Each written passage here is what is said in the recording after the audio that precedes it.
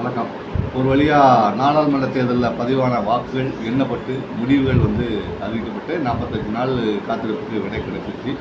விடை யாருக்கெல்லாம் சந்தோஷம் அளிச்சது, யாருக்கு சந்தோஷம் அளிக்கலை அப்படிங்கிறது ஒரு விவாதமாக ஆரம்பிச்சிருக்கோம். நிறைய இடங்களில் அனலைஸ் பண்ண ஆரம்பிச்சிருப்பாங்க ரிசல்ட்டை தேசிய அளவிலும் சரி மாநில அளவிலும். இப்போ மாநில அளவில் பார்த்திங்கன்னா தமிழ்நாட்டில் பிரதான கட்சி திமுக ஆளுங்கட்சியாக இருக்குது. அடுத்து பாஜக தலைமையில் ஒரு கூட்டணி, அதிமுக தலைமையில் ஒரு கூட்டணி. ஏற்கனவே நம்ம சொல்லியிருக்கோம், திமுக பெரும்பான்மை இடங்களை கைப்பற்றும். இருந்தாலும் பாஜக 1லேருந்து 5 இடங்களையும், அதிமுக 3 இடங்களை கைப்பற்றும் மாதிரி சொல்லியிருந்தோம். நம்ம மட்டும் நிறைய பேர் அந்த கருத்து கணிப்புகளை சொல்லியிருந்தாங்க. கிட்டத்தட்ட பார்த்திங்கன்னா பாஜக எங்கெல்லாம் வெற்றி பெறணும்னு நினைத்தாங்களோ அந்த இடங்கள்லாம் பாஜக 2ஆம் இடத்தை பிடிச்சிருக்கு சொல்லலாம். கிட்டத்தட்ட பாஜக 12 39 தொகுதியில் 12 தொகுதியில் பாஜக 2ஆம் இடத்தை பிடிச்சிருக்கு. அதிமுக 3ஆம் இடத்தை பிடிச்சிருக்கு. அதேமாதிரி 23 இடங்களில் பார்த்திங்கன்னா அதிமுக 2ஆம் இடத்தை பிடிச்சிருக்குன்னு சொல்லலாம். 3ஆம் இடத்துக்கு பாஜக வந்திருக்கு. ஆக பார்த்திங்கன்னா அதிமுக பாஜக வித்தியாசத்தை பார்த்திங்கன்னா பல இடங்களில் அதிமுகவோட வெற்றியை பாஜக தடுத்துருக்கு. சில இடங்களில் அதிமுகவோட வெற்றியை பாஜக தடுத்துருக்கு, பாஜகவோட வெற்றியை அதிமுக தடுத்துருக்குன்னு சொல்லலாம். நிறைய ஒருவேளை 2 பேரும் கூட்டணி வச்சுருந்தா ஆளுக்கு ஒரு 3 தொகுதி கிடைத்திருக்குமோ என்னமோ தெரியல.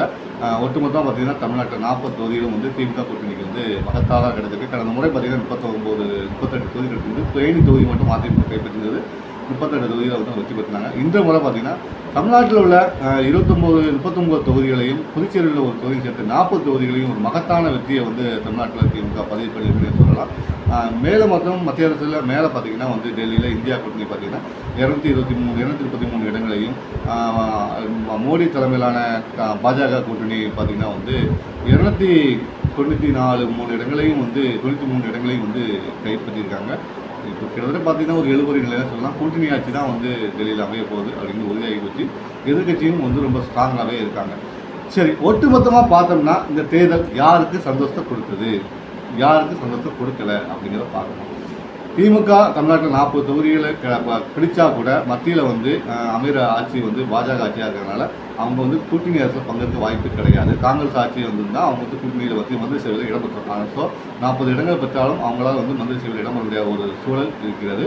அதேமாதிரி பாஜக பார்த்திங்கன்னா போன முறை அதிகமான தொகுதிகளை கைப்பற்றி தனி பெரும்பான்மையோட ஆட்சி அமைச்சது கூட்டணி இல்லாமல். அதனால் ரொம்ப சந்தோஷமாக இருந்தாங்க. ஆனால் இந்த முறை அந்த சந்தோஷம் மிஸ்ஸிங். ஏன்னா கூட்டணி தலைமையில் கூட்டணி தயவால் ஆட்சி அமைக்க கட்டாயத்தில் இருக்கிறதுனால அவங்களுக்கு சந்தோஷம் மிஸ்ஸிங் ஆகிடுச்சு.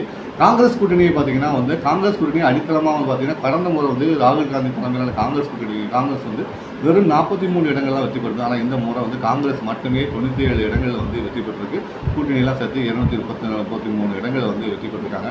அவங்களும் வெற்றியோட விளிம்புக்கு வந்திருக்காங்க. ஆனாலும் ஆட்சியை பிடிக்க முடியல.